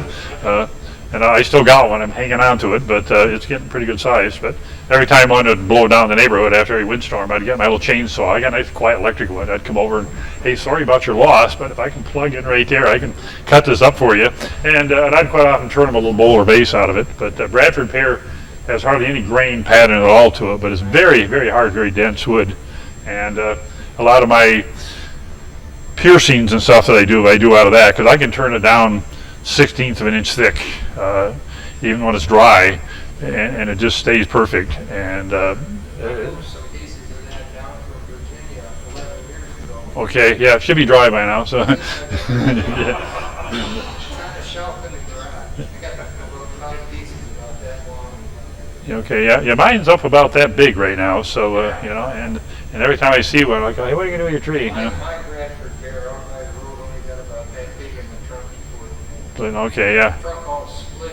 Yeah, usually there's one limb that comes in right like that, and it just breaks right off, and it just kind of ruins the tree. So I sawed mine off first before I do that. So, and but I didn't know that much about him. But one of the very famous woodturners who rest his soul, we lost here the last couple of years, was Bin Pho, a little Vietnamese fella, and he was in Vietnam, prior to the war. His dad was in the service, and he was going to college to be an artist.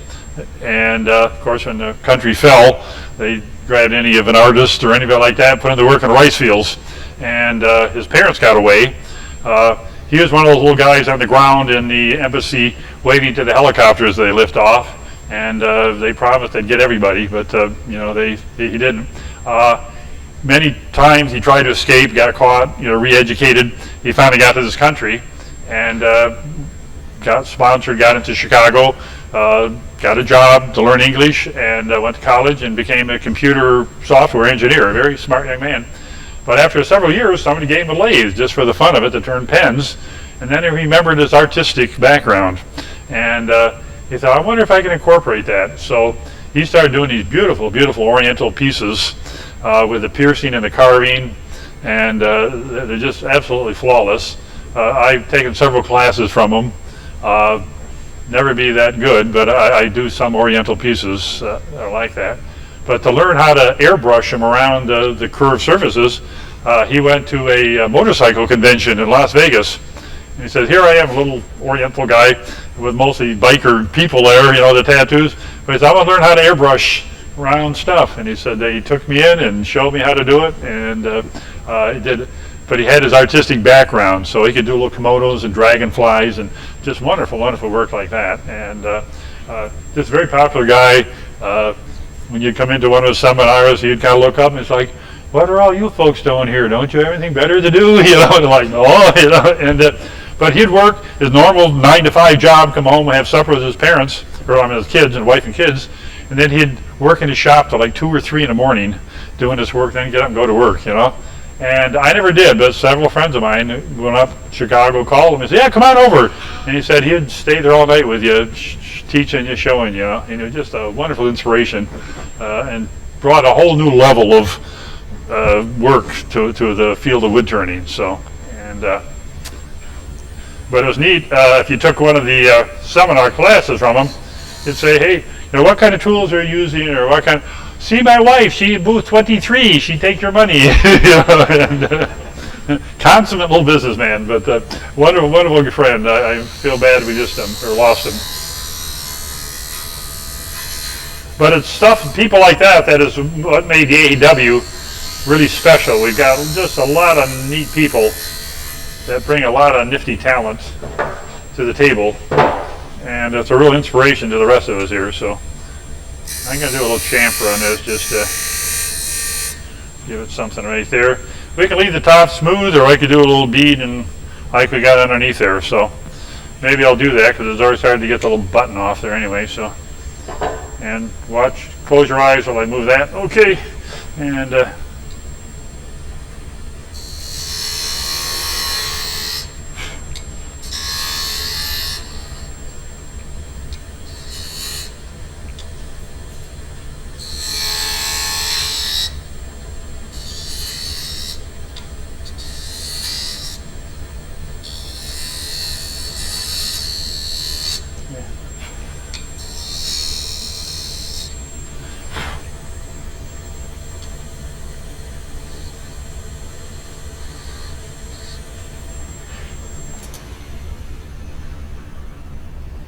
you better look at it first here. Okay, not too bad. Just a little bit of scuffy right there. Let me hit that one more time.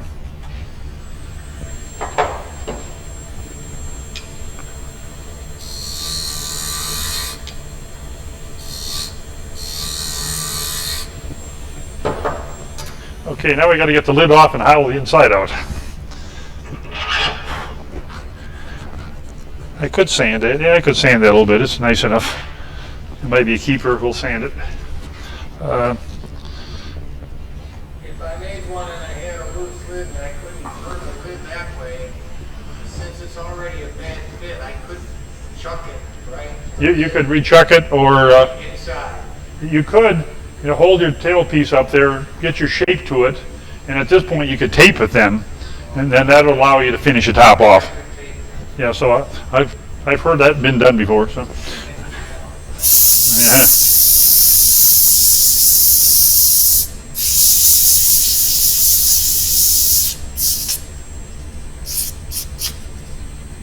You ever done any work with wood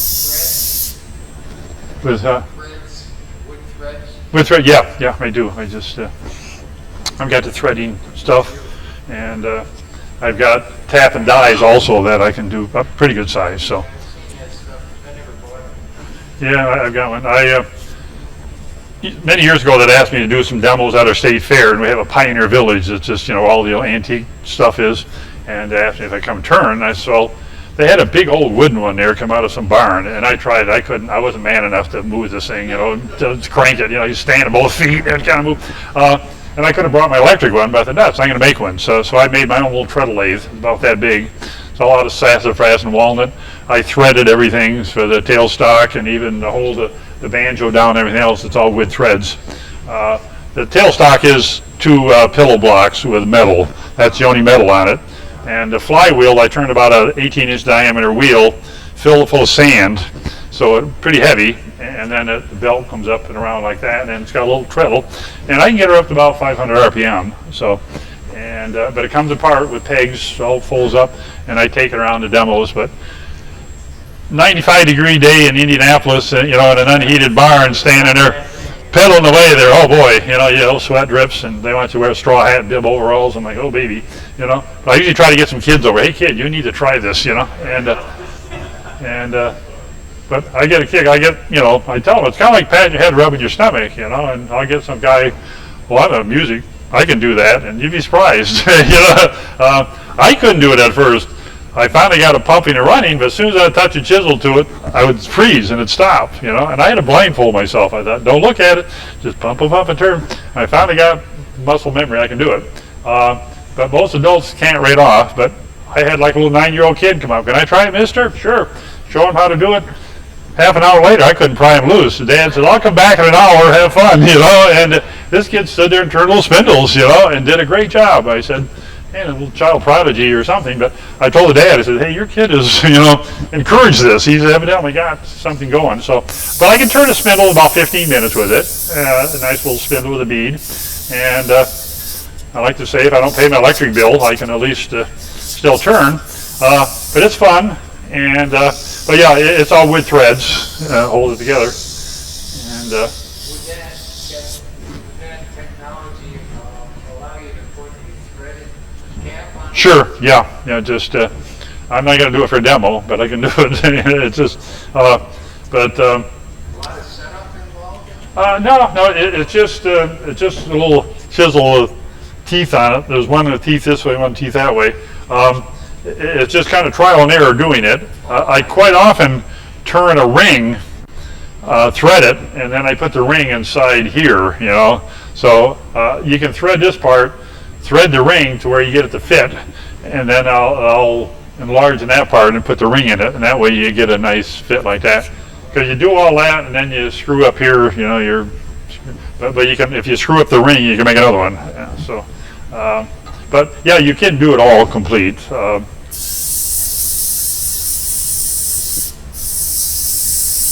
It really is nice, when you do it, because people come up and try to get it off, and then they try it and it unscrews like, ooh, this is neat. And you only have to have 3 or 4 threads to make it work.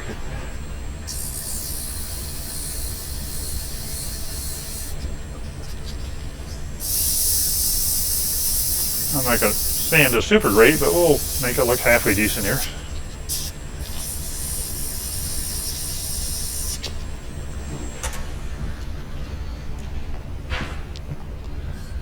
Not too bad. Not too bad. See if I can get the lid off. Huh? Good. Just a little more hollowing on the inside there. And then we got to reverse chuck this guy to get that bottom off. This, or I'll use my little scraper again here. About deep as I'm going to get with my hollowing hook tool. I'm not going to take a chance at this point. Let's get this out of here. I hate those holes in the back of my elbow for those things.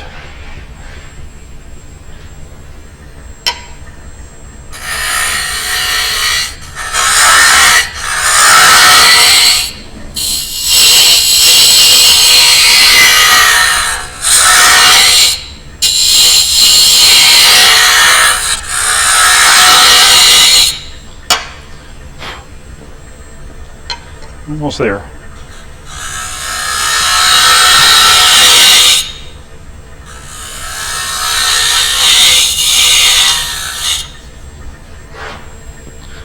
I actually have a lamp, a little, you know, gooseneck that I can shine right in there to see, but.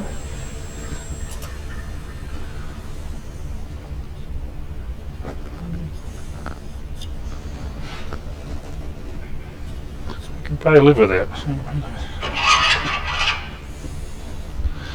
And this is where I make up. We did it yesterday too for the bowls. I just take some of the rubber floor mat stuff. And my whole shop is covered with that. I think we see some under there, that little 2x2 blocks. I just bought enough at Lowe's and places to where I got every square inch of my shop covered. So days that I'm clumsy, and if I drop my chisel, at least bounces, you know. And as you get older, if you spend 8-10 hours a day, it really helps the knees and feet to be on rubber like that, because it's working those hours in the factories, it's ruined my feet and ankles from standing so long. So I pretty make sure I'm always on rubber stuff. But I make these little guys here out of the foam rubber. I went to Harbor Freight and I got one of the little paper cutters for $20.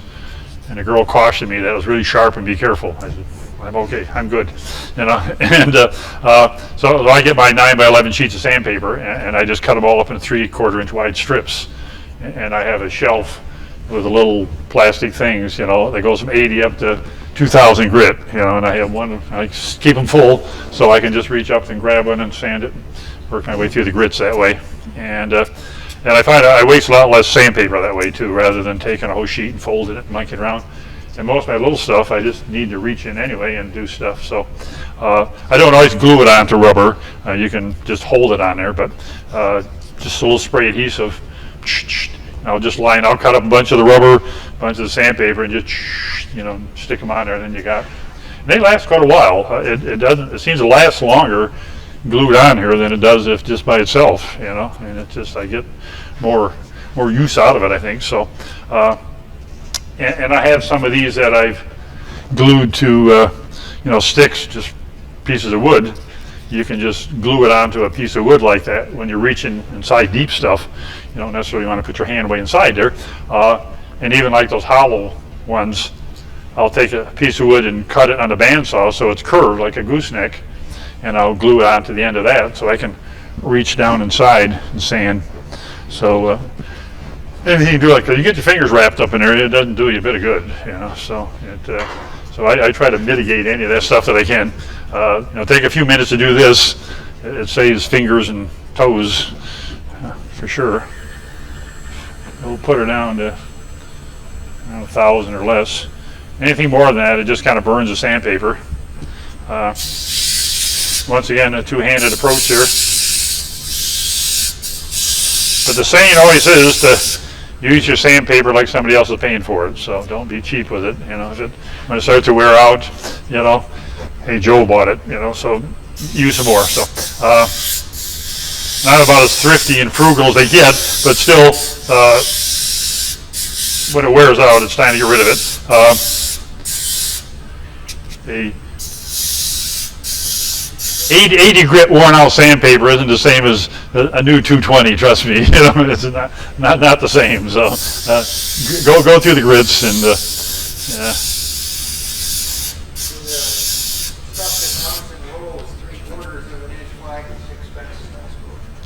it is some. The Klingspor, if you're familiar with the Klingspor company, you know, they sell all kinds of under sandpaper. This is theirs right here. It's cloth backed. It's really nice. It's expensive, but it's really nice. It doesn't. You can wrinkle it up, and I do use this on a lot of my turnings because it's very flexible, and I do like it. But and I have it all the sizes on a roll, and but I use that more sparingly. But the basic paper I go through quicker, you know, and Rockler sells sandpaper in a roll too, which I bought, but it's a pretty cheap paper. It doesn't last very long. You use it once and it's throwing it, but it's okay, you know, for demos and things like that. I'll just peel off a piece, use it, and toss it. This lasts much better. This lasts really a long time because it's flexible, and you know.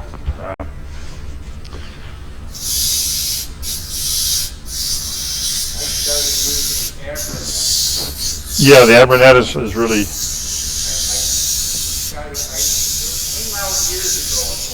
Yeah, it's been one.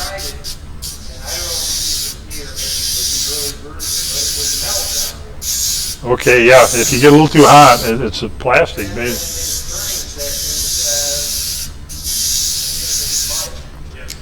Mike, hospital here, he had that stuff currently, and I got playing with it, and I really like it now.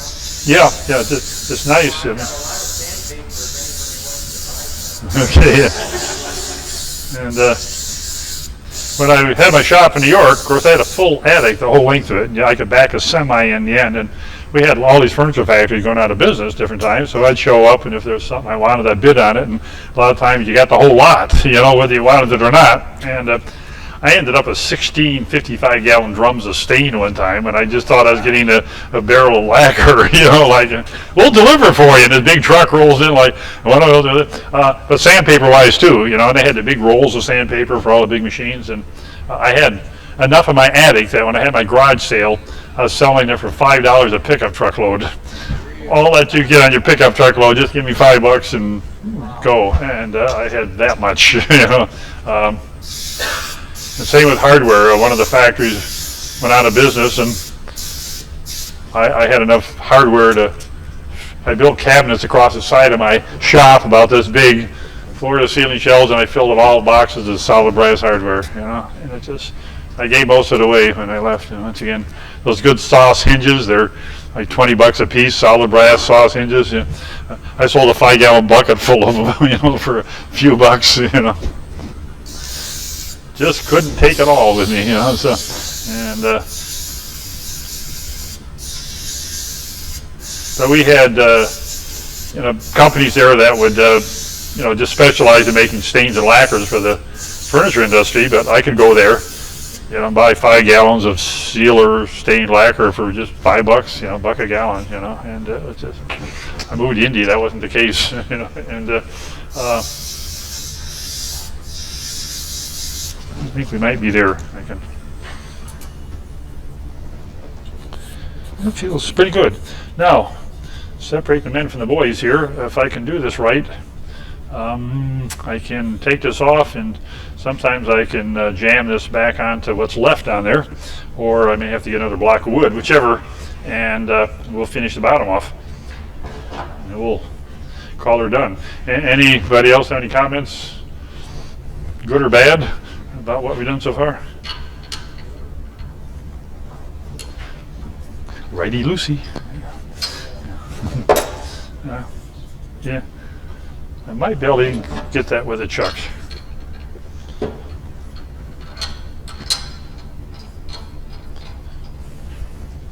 don't always, but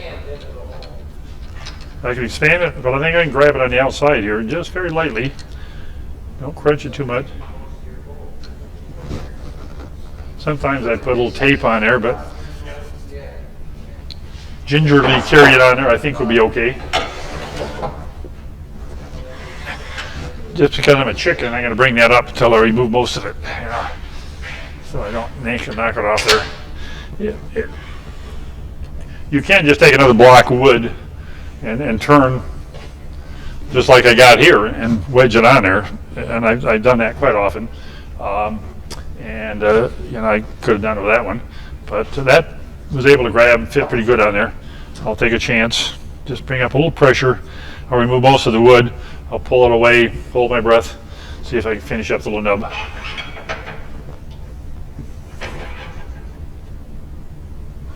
I'm going to back this off a little more here, just so I give myself a little more room.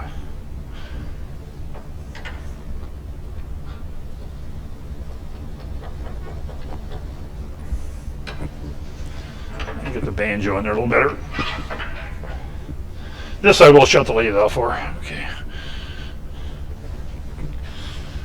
And a spin and a work and a lock. And a lock and a duty in there. And I usually have a smaller spindle gouge to do this with, but I think I can do it. Let me try this. If this doesn't work, I'll take you up on that.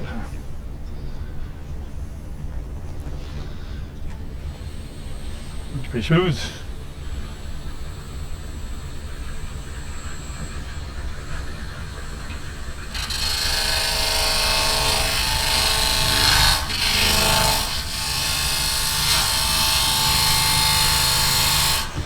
it's downright hot coming off there. I mean, it's just, I quite often wear gloves just for such stuff as this.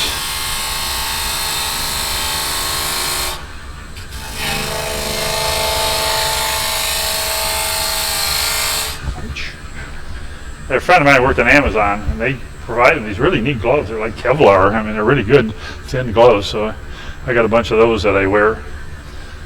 Just wearing out of them, so I may get some more. And,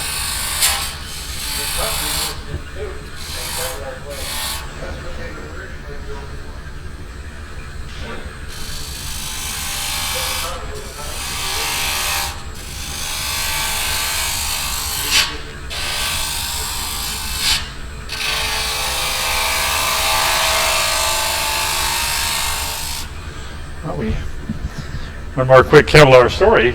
Quite often I'd wear them just as I was out walking a dog when the weather got a little cool in India, like in November. And we were walking our little Boston Terrier one day on this levee that goes through the wooded area, but butts up to a few houses in Speedway. And as we walked by one time, we saw some people that had a pit bull. And I like pit bulls. We belong to a dog rescue group. I have no problem with them. But I could tell this dog was out of control. He was running around pretty acting crazy. So on our way back, I told my wife, I'm going to run ahead just so we don't get the dog all upset and just catch up with you when you can. So I'm trotting along with that little Boston Terrier, and all of a sudden my wife yells, "Oh no," he pushed through the fence. So here comes this 80-pound gray pit bull bounding up the levee at me. And I thought, of course, what do you do is save the dog, you know. And so I pulled my little Boston Terrier up, and I saw the people. I was yelling at them, "People, get your dog." You know, I can't do this forever. And all of a sudden I felt myself falling over. I thought, why am I falling over, you know? And unbeknownst to me, the pit bull trying to get my dog grabbed me right by the arm right there and just dragged me over backwards. And I hit the ground pretty hard. Oh, whoomp, you know, I went, oh, you know, kind of blinked and no dog. I thought, where that my dog? And there a little Yodi, she was on her hind legs fighting this pit bull, tooth and nail. I mean, she was just biting as fast as, but she was bleeding. I mean, he got her a few times too. I crawled over and grabbed the dog, and the neighbors got out there and we separated them. And just passing the dog up, the lady was a nurse at least, and said, "How are you? Are you okay?" "Yeah, I'm fine." But well, my arm was sore. I didn't know what had happened. I took my 3 layers of clothes off, and my arm looked like hamburger, you know. And but I looked at my Kevlar glove, and I had a tear in it. And I thought, I don't remember that being there. Pulled my Kevlar glove off, and you can still see the teeth marks. He ripped the whole back of my hand off. It was hanging down just like that. They pulled the glove off. I thought, oh dear, this ain't good. You know, kind of patched it back and dropped the dog off at the vet, so take care of my baby, and headed to the doctors. And the first doctor said he couldn't help me, had nerve damage, so I went to another hospital, and this old Marine doctor come out and said, "Are you in the Air Force?" I said, "Yeah." I said, "Now you Air Force guys are a bunch of sissies." He said, "I've seen worse than that. Let me see that hand." You know, do I get at least a bullet to chew on? "Yeah, we'll get you a bullet." You know, and he stretched it and patched it back together. The bad thing was that I had a big show coming up in Dayton, a big one I do every year. It was like, 3,000 vendors there, and I usually won a blue ribbon. I'd bring something good in, and I had this big tall vase I was making. I was working on a ebony finial on top of it, and I told the guys, "Did you have to bandage?" "Oh yeah," so we got to put you, we can't sew you up, we got to keep you in place. So they had me in a cast from my fingertip to my elbow, and this is late Sunday night, and I thought, nuts, man, the show is next week. Monday morning, I was down there trying to hold onto my chisel, my 2 little fingers, and I got my finial done. I won a blue ribbon, but went in to change the stuff, and they said, "What have you been doing?" "There's sawdust pack clear up your," hey, guy's got to do what he's got to do, and of course at the show, everybody, "Wow, did you get hurt in the lathe?" "No," big dog. So, but anyway, one for the Kevlar, I don't think I probably would have had a hand. I mean, it probably would have really got. And he wasn't trying to get me. I was just having to be in his way, But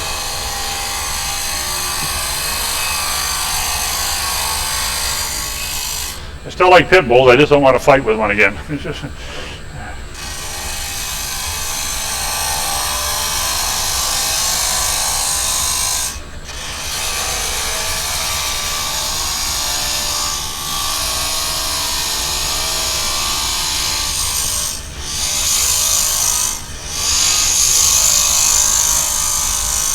I'm going to undercut this so it just sits on the rim.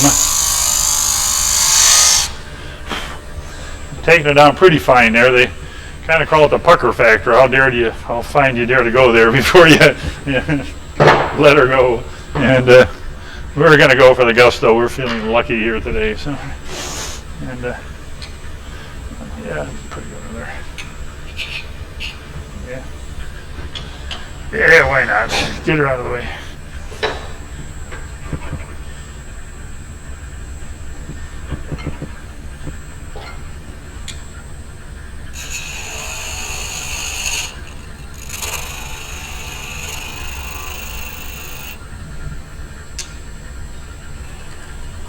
Whoa, whoa, whoa, whoa. Yeah. The last one. I didn't put much pressure. I didn't want to put any teeth marks in there. All right. You know that foam they sell in the hobby shops for cutting out shapes and sticking them on a bulletin board? Oh yeah. That works pretty good in between the jaws and the work. Sure. Just I could have put a little piece of blue tape on her, even. You know, just. The foam works real well. Yeah, the foam would be. That's just enough there. I think I can get that last little W off there. Still running pretty good there. Come on, baby. You got to talk nice to it sometimes.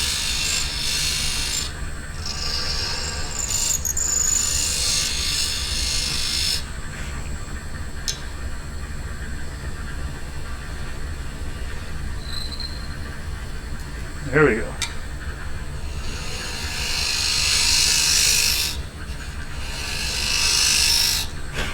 And we'll do our usual little beads and coves on the bottom. I do a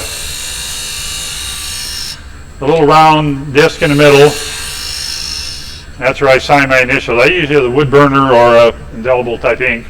I have a little JFD logo, and then I do another little bead that I write the date and the species of wood on it usually. So that makes it more famous after I'm dead and gone. So this will be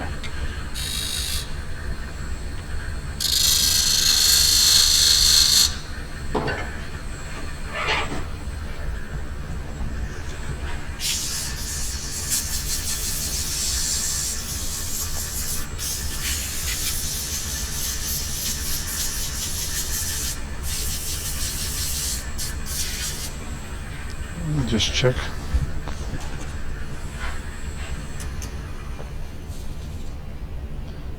I'm a little high there, I thought, so let me take a little more off that. It's just let it rock a little bit there.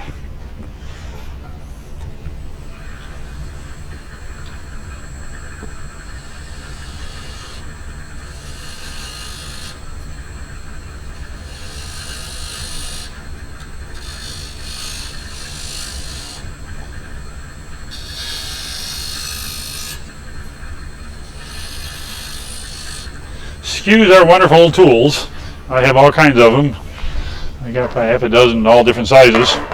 But they're one of the more difficult little tools to work with too.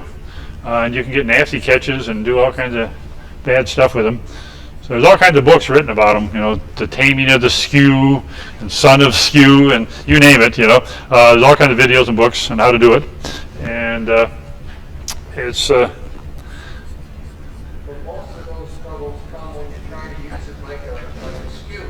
yeah. When you do it this planing cut, like Yeah, I'm just scraping basically. This, and anymore they call these things negative rake scrapers. You know, a lot of people don't say you don't want to scrape. Scraping ain't good, but it's okay to use a negative rake scraper. That's just really a scraper that's ground both ways. And I thought that's basically a skew. You know, and just so. But yeah, when you're doing spindle work,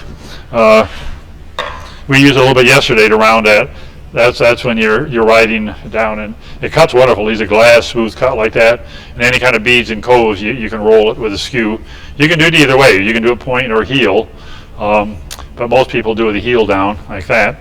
But if you're coming down around there and you catch that little corner, it goes zip, and you got 50 threads per inch right up through there, whether you want them or not. You know, so that's what gets people. That's why people get frustrated. You know, and it's just. Did I do something? I think I'm going to knock something off. Okay.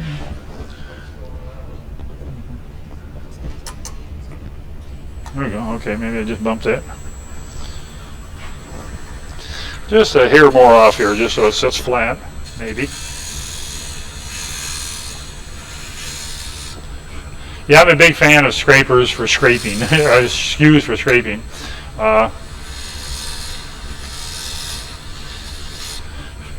Alan Lacer's, he's the one that's written a lot of the books, same guy that sold me that thing, on skews.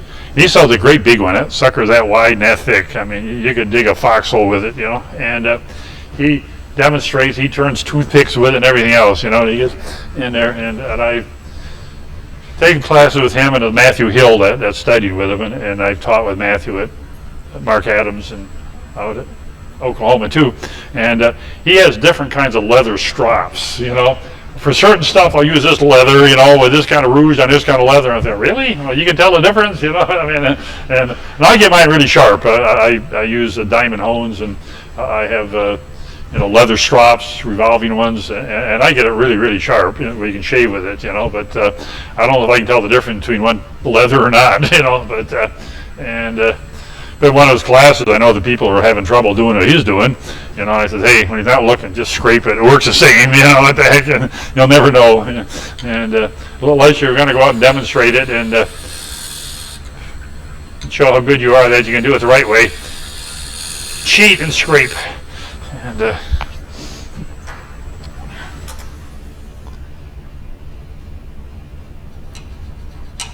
it's feeling pretty good there. One touch of sandpaper and we're done, I promise. Still a couple little torn end grains on the bottom, which I could get out if I had to.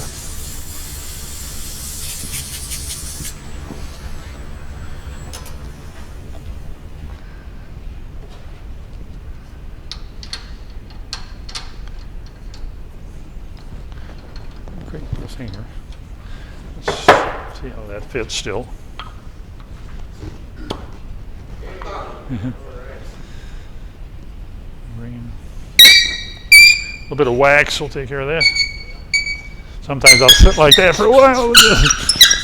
Drive my wife nuts, but it burnishes it actually. If you do that, it burnishes the wood. It really shines it up, and actually remove some of the.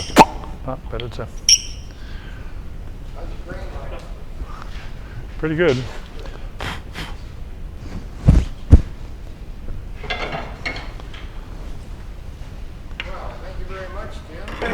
Okay. I'll sign that and donate it to the shop or whatever. So if you, between that and the drawings, you can make your own, right? So.